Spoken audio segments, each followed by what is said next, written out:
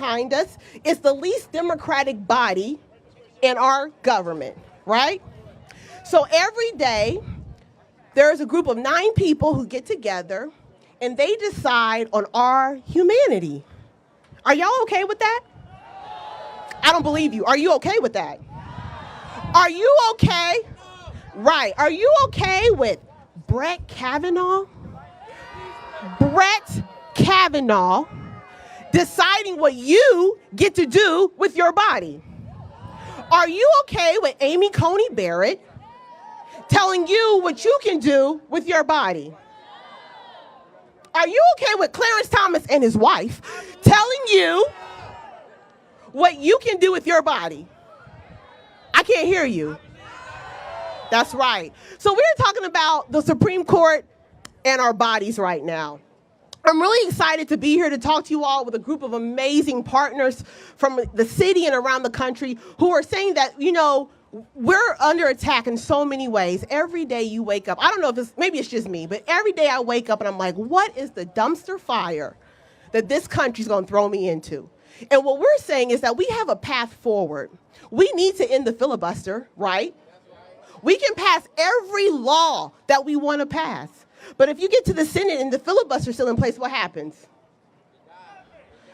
Okay, I know because some of y'all, like history class or civics class was a while ago. So if we pass a law and there's a filibuster in place, what happens to our laws? It dies. And then let's say we get the law and it goes to this Supreme Court. They strike it down. We have watched them strike down voting rights. It's harder and harder for us to vote for people than people tell us to vote. But I'm like, where? How? Because this court said you can't do it. So I'm really excited to bring up some of our partners and champions in the Senate who really believe that the way that we build a democracy and hold our democracy together is we have to expand the court. Can I hear that? 4 more seats. Expand the courts. Expand the court. Let's see how it sounds. Okay, y'all sound good. 4 more seats. That's right.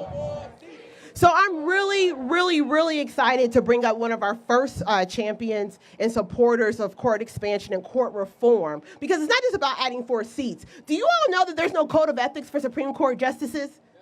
Do you know that there's no term limits for Supreme Court justices? So when a Supreme Court justice and his wife come together to help be a part of an insurrection, where do we stand as the people? We need reform. So I'm really excited to bring up first Maya Patel from Take Back the Court.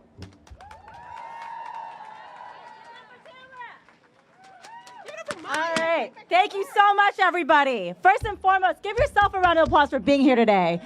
And all of you who were here last night, thank you so much. Okay? It takes a village, and this is a village right here in front of us. My name is Maya Patel, and I'm here on behalf of Take Back the Court Action Fund, and it is my privilege to be here today to talk on behalf of an amazing organization, an amazing group of individuals here to demand that we expand the court. So who's with me? Expand the court. 4 more seats. 4 more seats. That's what I want to hear. If you're like me, you've probably been cycled through a ton of emotions in the last 24 hours. Rage, crying, frustration, sadness, and honestly, right now, more rage, right? But I'm here to tell you that we don't need to be hopeless. We're not powerless. In fact, we're emboldened. We're emboldened because we have all those feelings. This is how they want us to feel. They want us to, these right-wing extremists on the Supreme Court and those who put them there, they want us to be hopeless. They want us to be sad. That's not how we're going to be. That's not how we're going to be, because we have a game plan. We have a game plan. Okay, passing legislation to codify Roe v. Wade is just simply not enough. We want to see it happen. Leader Schumer said he's going to put it towards the Senate floor. That's great, but that is not enough. What's enough is 4 more seats. 4 more seats. 4 more seats. And I want to end here today with an important stat that I hope everyone takes away from here today. 8 in 10 Americans believe in the right to an abortion. 8 in 10.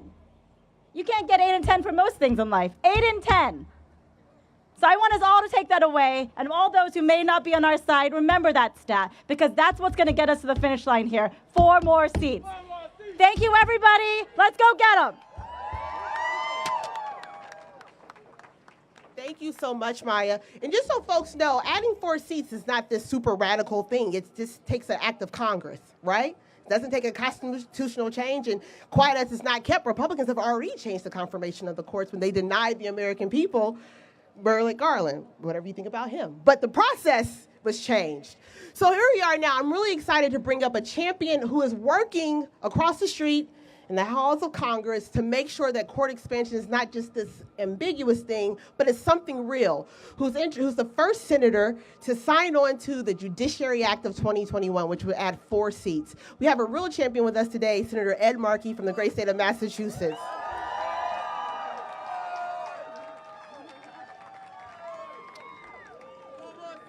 Thank you. 4 more seats. 4 more seats.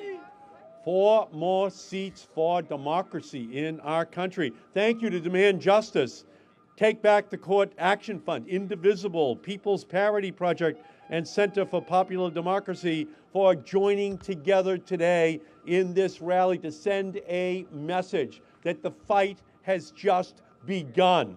They are going to unleash a volcano of political activism across our country. People are not going to agonize, they are going to organize to make sure that we are injecting this issue into the heart of the political process in 2022. Behind me is the nation's highest court, but we stand here today at one of its lowest moments. An illegitimate, far-right majority on the court is poised to overturn Roe versus Wade and Planned Parenthood versus Casey and take away a fundamental constitutional right that has been the law of the land for almost 50 years, the right to a safe abortion. And while the leaked opinion may only be a draft, we cannot ignore the profound threat which it poses. And that's because the opinion is the outrageous culmination of a right-wing campaign to take over the court and take America back to the days when far too many faced not only a loss of liberty, but a loss of life in their attempt to end their pregnancy. It validates the theft of 2 Supreme Court seats by Donald Trump, Mitch McConnell, and Senate Republicans. It confirms that conservative justices lied to the Congress and the American people about their commitment to precedent, known as the doctrine of stare decisis, and their commitment to the rule of law. You cannot say you respect and support the court's precedent, then join in an opinion overturning that precedent. Overturning Roe versus Wade will undermine the health, safety, and freedom of millions of Americans and will create horrific pain and hardship on people all across this nation, especially those without the means or resources to travel to states where abortion will remain safe and legal. I want to be clear, today, abortion is still legal, but it is in jeopardy. It is threatened by this Supreme Court of the United States. And already, for pregnant Americans in red states across the country, access to abortion is functionally denied because of a lack of funds, geography, immigration status, and other barriers. This war on people of color and the poor is already being waged, and we cannot let the Supreme Court provide even deadlier weapons against those who need health care as a choice in their lives. If the extremist right wing of the Supreme Court is willing to abandon something as fundamental as the right of privacy and the right for an American to make decisions about their own body,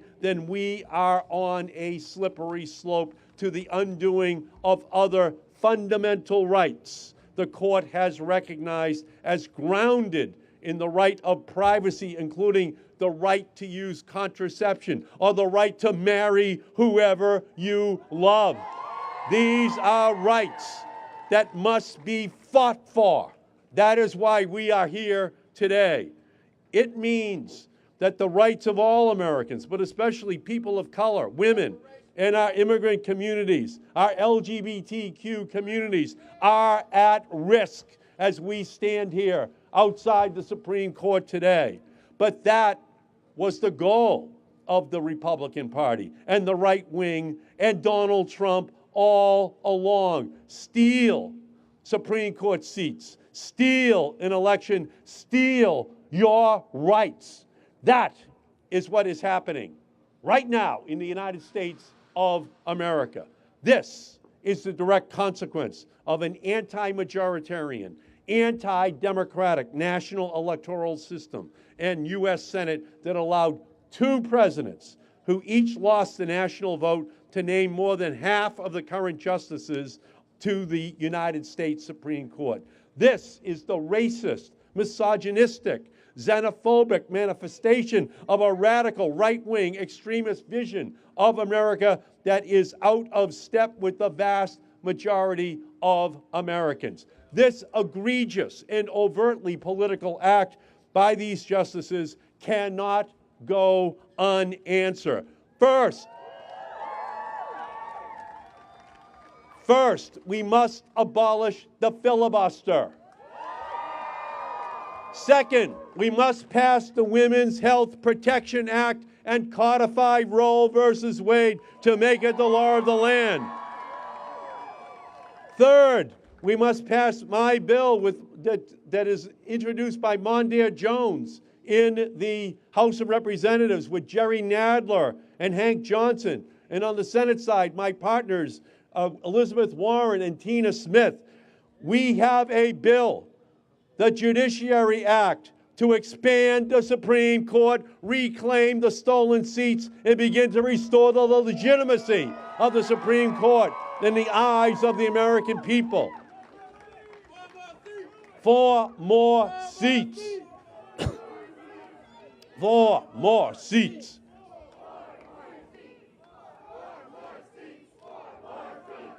Four more seats. Expanding the Supreme Court is not simply a position of principle anymore. It is now a matter of practical need. The time for hypotheticals is over. We have to expand the court now. We do not have the luxury of considering if partisan rulings will happen, but when those partisan rulings are going to be made by this Supreme Court, because the extremist right wing will not stop, but we will not stop as well. We are in for the fight. We are in to win. We must undo the damage the Republicans have done, and we do that by adding 4 seats to the court, to be filled by President Joe Biden. This would create a reconstituted 13-member Supreme Court that will rightly reflect the values of the majority of the American people on whose behalf they serve. Expanding the court is constitutional. Congress has done it before, and Congress must do it again now. I ask my Senate colleagues, what other judicial outrage, what other stripping of constitutional rights, what other evisceration of fundamental rights must we endure from this illegitimate Supreme Court majority before we act in the Senate to repeal the filibuster and to expand the Supreme Court by 4 seats so that we can rectify the stolen 2 seats that the Republicans ruthlessly engaged in order to begin to strip the rights of women, of gays, of everyone inside of our society. Now is the time. We are the people. We must rise up and meet this moment with everything that we have. Are you ready to go? Are you ready to fight? Are you ready to stand up? Let's have at it. 2022 is the year of decision in our country. Thank you all for everything you are going to be doing to win this fight. 4 more seats. Come on, Senator Markey, dropping a word today. Because here's the thing. You can't have equal justice under the law if all of us aren't represented under the law. I don't know, I just made that up. It sounds good, but work with me. But here's what's important too. I am the kid of adoption. So in the fall, maybe of 1981 in Louisville, Kentucky, an 18-year-old black girl got pregnant. It wasn't intended, and she gave birth to me. But here's what's not lost on me. The universe and the ancestors would have willed me into existence, whatever. But did she have the choice to have me? That's what this fight is about for me. So that black girls who get into situations have the choice what to do with their body, and that this court doesn't make that choice for them. Every single person who has a uterus who can give birth in this country should have the choice what they do and how they become a parent in this world. So that's why we need to add 4 seats to the Supreme Court, because I cannot allow Clarence Thomas, this goofy ass, to determine what my body can do. So I am so excited to also be joined with our friends from People's Parity Project, give it up for PPP, and our friend, Jordan Michelle. Thank you all. Hard acts to follow. No, I got to say, like, I think it's ridiculous that we live in a country where choice is such a big topic of debate, right? I mean, to me, it doesn't make sense that as a man, as a black man, as an American, I have to be here fighting for people's right to have a choice, a basic choice that was promised to us 50 years ago by a court who, let's be fair, handed us breadcrumbs, right? This wasn't a win that was supposed to be some big accomplishment, right? We have a constitution, it protects our rights. This right to privacy that we fought for 50 years ago was handed to us as breadcrumbs, and they said, you know what, take this and deal with it. And we've sat for 50 years and watched as they took their time and chipped away at it piece by piece by piece until we got here today. And is anybody surprised? We knew this was coming, right? Yep. And so that's the thing, right? They stood there, every one of them. They stood in front of us, in front of Congress, and they said, we will respect stare decisis. We will respect Roe. We will respect Casey. Absolutely, right? Bullshit, right? I'm wearing the shirt today because this is what they said to us last night. Fuck the law. Doesn't matter, right? Doesn't matter. So here we are today.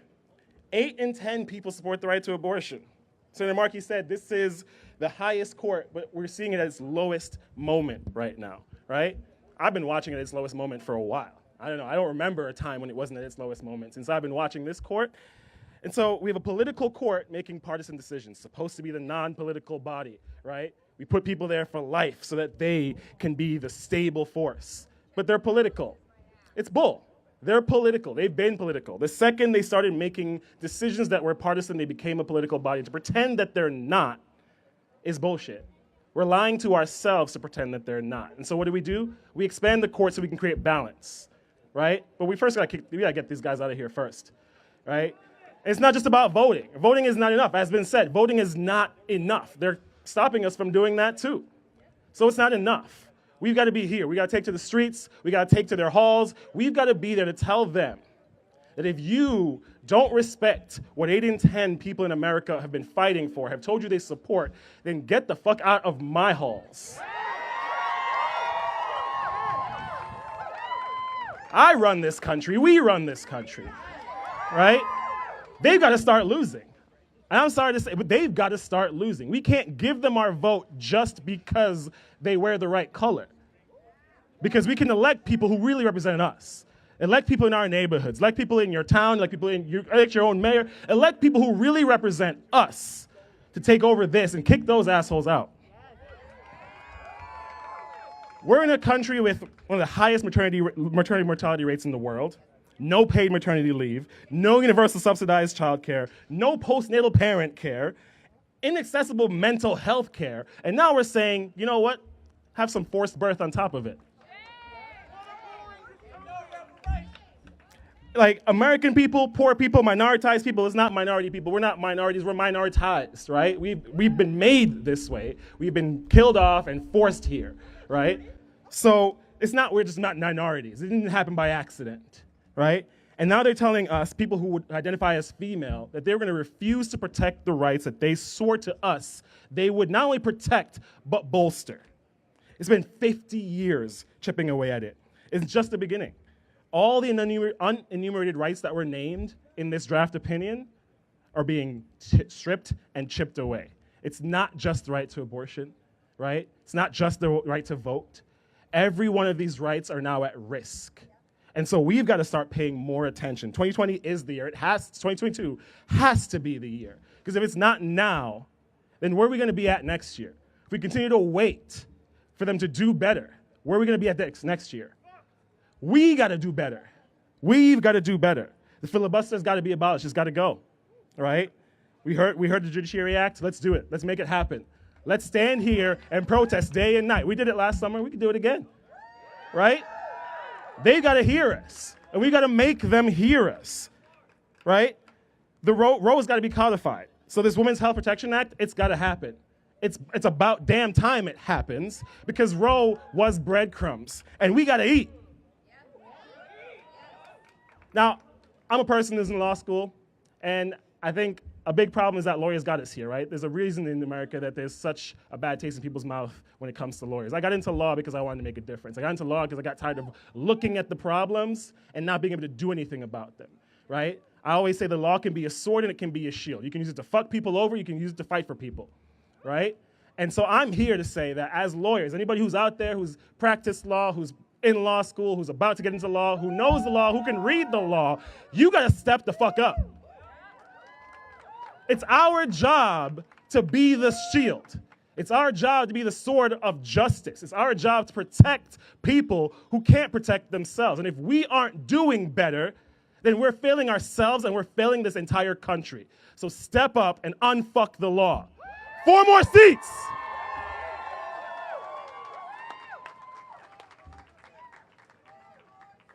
Yeehaw, unfuck the law. Come on. Yeehaw, 4 more seats. Thank you so much, Jordan. And I like being around smart people. Don't you like being around smart people? Don't you like being around smart people who care about people?